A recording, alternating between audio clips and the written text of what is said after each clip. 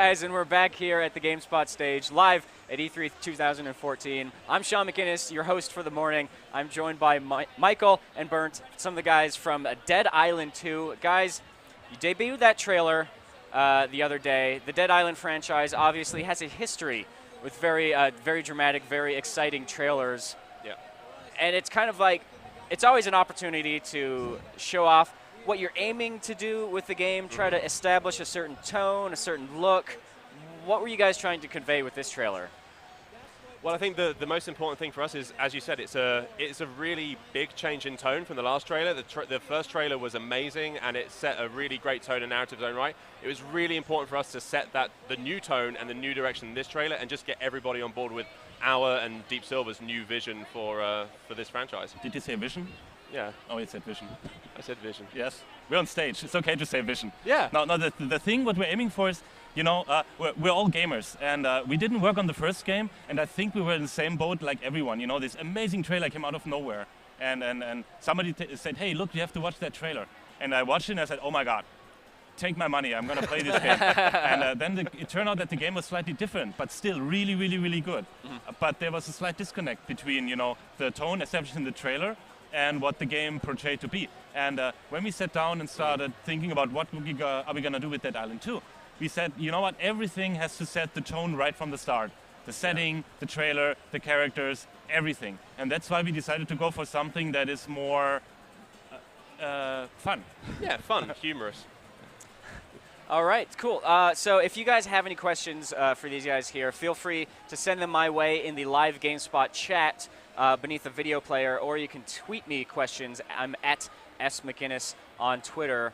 Now, obviously, from that trailer, I gather Venice Beach in the Los Angeles area is sort of a setting for the game. Is that correct? Yeah, for sure. I mean, we're trying to best represent California as everybody would imagine it, particularly us in Europe would imagine it on a postcard. It's the setting that everyone goes for. So we went for the most picturesque, probably the most bought postcard in California from tourists.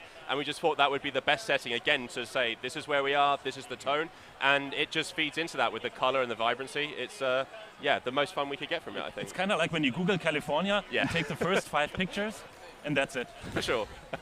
Now, at what point did you guys decide it was okay to go with California? Because technically, not an island.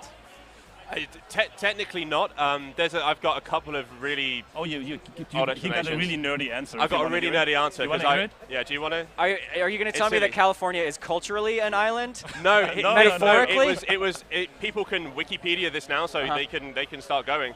But no, Wikipedia this, and actually the Spanish were the first people to get there. They saw the land coming away.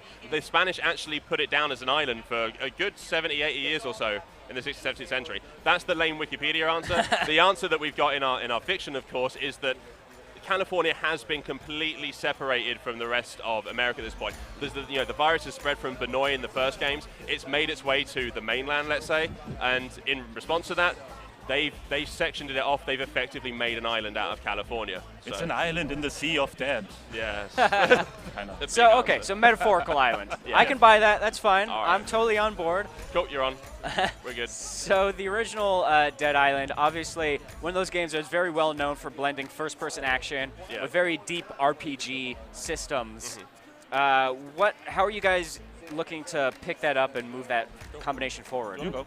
You go? Yeah. Well, no, obviously it was one of the biggest things that we all loved about it at Jaeger, and we just thought, what would be, how could we augment that further? What's going to serve us really well? Like, one of the best things about, again, going back to California, was the kind of survival RPG-ness and having all the opportunity to level up and go. In California, the setting just gives us so much more variety for that.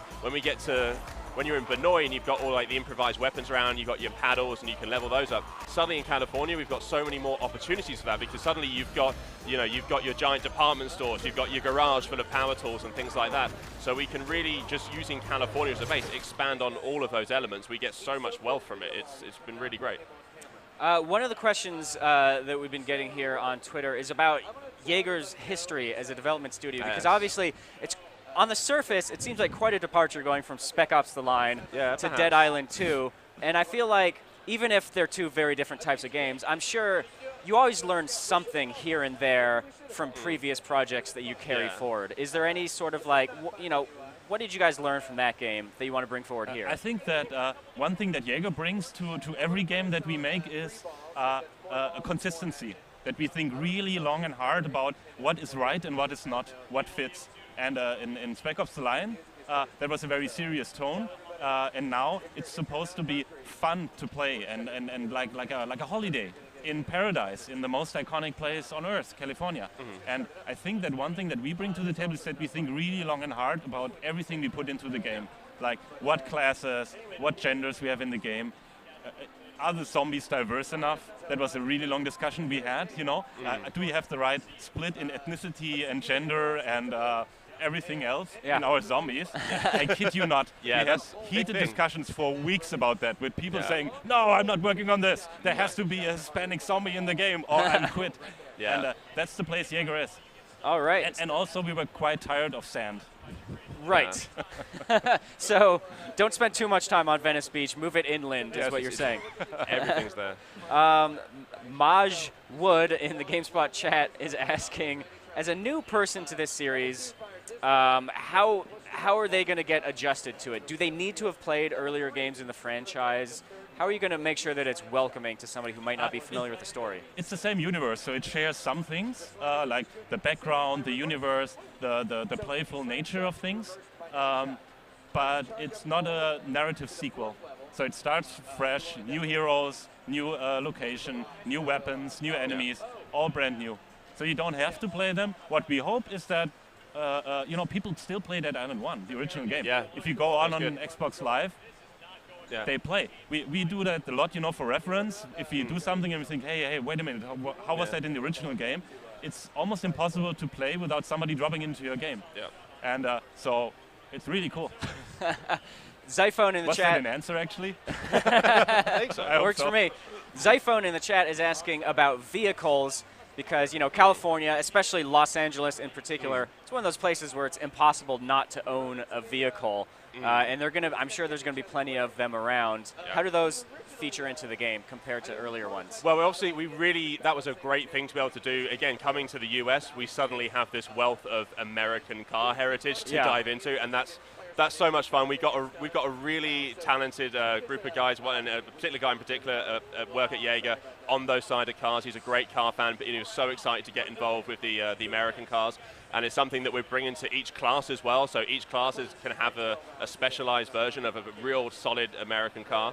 And we just really want to expand that into the RPG of the game. And it's something, again, we really want people to play, and I would really love people to come just see more of that before I go too deep. And we have toy vehicles. So every every class has their own vehicles, which fits the personality. Berserker, you can imagine what kind of a car is good for, like big, bulky, beefy guy. But we also have toy vehicles, and my current favorite is the little what's it called? The remote control car, or the no, the little one with a golf cart. Oh, the golf cart. Golf cart. The golf cart. It's my current favorite. Yeah, you can't do California without a golf course, of course. So. All right, Pop U on the GameSpot chat is asking about the combat system. The original Dead Island featured an alternate control input for analog-based swings where you could swing the analog stick around to kind of control your direction. Are you guys doing anything like that? What's the control scheme like? No, we have just one. Yeah. Just one? Yeah, just one. So how would you describe it then? How would I describe that? It's really good. It's really great. So trigger-based It's attacks. trigger-based. Yeah. Okay. Yeah. We actually played around with an analog system, like controlling hands and everything, but that felt too much like work. It's tough to get right. You have to really want to play the game that way because it's such a huge investment. There's some things that you can just naturally get into with either buttons or a trigger system, these kind of like more natural combinations, and start feeling a rhythm out for the combat. Yeah. That's one of the most rewarding things about it. I mean, analog system, hey, they're great for the right game, sure. Right, absolutely. And with that analog system, it was great when I played that way in the first game, and it was great when I was taking on 1 or 2 zombies, but when a horde of 10 or 12 was coming after me, I jumped into the option screen, switched to the standard one, because it was too much to handle. You need to get fast. You need to get fast with them. Yeah. Oh, man, a lot of questions here about Throw Dead us a hard Island one. 2. Yeah, go on. Controversial. A hard question? One. Yes. Get controversial. There's too many questions to actually see. It's a good thing, right? I hope so. I do think so.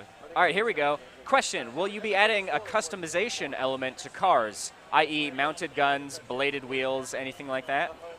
That sounds super exciting. I know a guy back at Jaeger who would definitely agree with it, and I would like that person to come see it at PAX later this year. Ooh. It's kind of Very a much. marketing yes. Yeah, it's kind of a marketing yes, Okay. and an invite to come play the game. So. All right. Well, it's better than a we're not ready to talk about that right now kind of No, I answer. really- Which is really also that's a marketing maybe, right? Yeah, that's It's a a marketing, marketing maybe. maybe. This is the marketing yes. All right. Let's see here. So the class system, is it more or less kind of the same thing? You choose from 4 different characters who Yeah. have 4 different abilities? Yeah, definitely. So we've got the 4-player classes. We've got you correct me if I mess up the names, but we've got the speeder. And the speeder lady, she is very fast and very nimble with bladed weapons. We've got the huntress, another lovely lady, and she is more of a range specialist, so she can help you out with the crossbows, all your firearms, that kind of thing. We've got the berserker. He's a big, strong fireman, sledgehammer wielding dude. He's your tank class. He's your area. Like me. Yeah, just like Bernd. And he's the guy you're going to want with your 12 zombies, those kind of scenarios. And then we've got our support, which is the bishop, and he's the guy you're going to go to for healing. He's going to be doing very big area damage effects and things like that. So we keep the same class structure as Dead Island and keep it within the realm of making sure that there's a clear role for everybody to play and just different ways to interact with the zombies and each other. So. All right, cool. Well, guys, thank you so much for joining me on the stage here. Any Thanks for having ideas us. yet when you're planning to release the game? Sorry? Any idea yet when you're planning to release Spring the game? 2015. Spring 2015? Yeah. All right. Yes. Sounds good. Can't wait. Yeah. Come to PAX, check us out. All right, guys, you heard them. Come to PAX, check it out. So that was it. That was Dead Island 2. We're going to get to